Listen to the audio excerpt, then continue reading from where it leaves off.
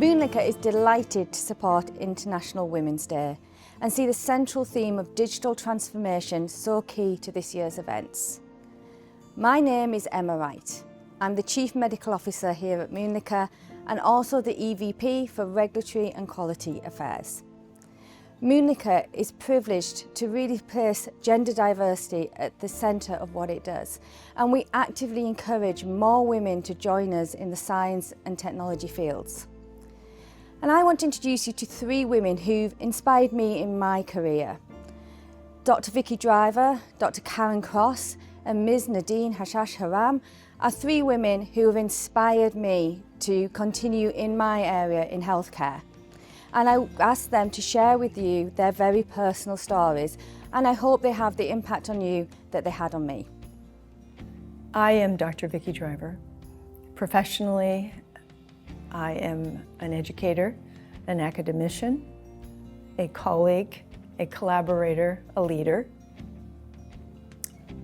Personally, I'm a wife, I'm a mother, I'm a grandmother, I'm a sister, I'm a best friend, and I'm a friend of many. That's really who I am.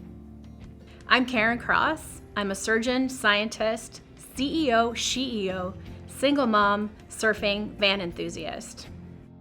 So I'm Nadine Harach-Haram. I'm a reconstructive plastic surgeon and I'm an entrepreneur.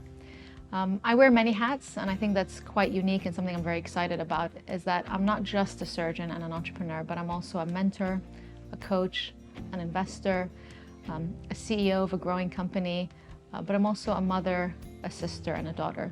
And I think all those things make me who I am today, who I hope is someone who leads with empathy, who cares about making the world a better place, and who's committed her career and her life to democratizing access to surgery and making sure that patients, no matter where they are getting access to the surgery that they need and the care that they need.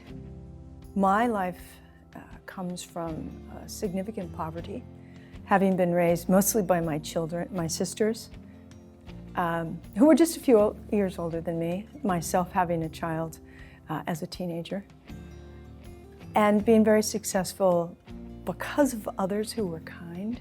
I've become a very resilient woman, and certainly a resilient girl.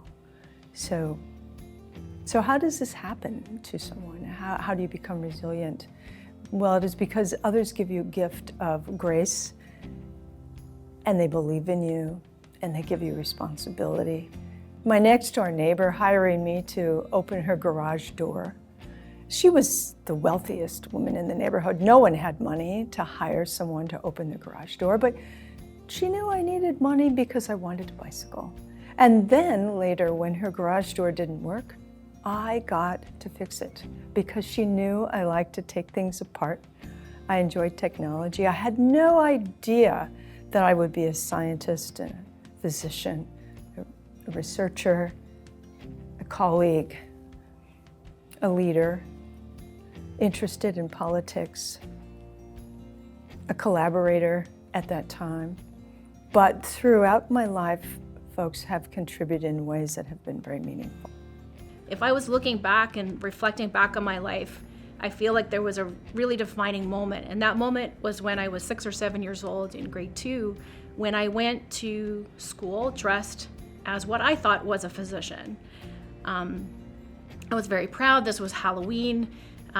We had a chance to go around the room and say, what are you or who are you for Halloween? And when it came to my turn, I said, I'm a doctor.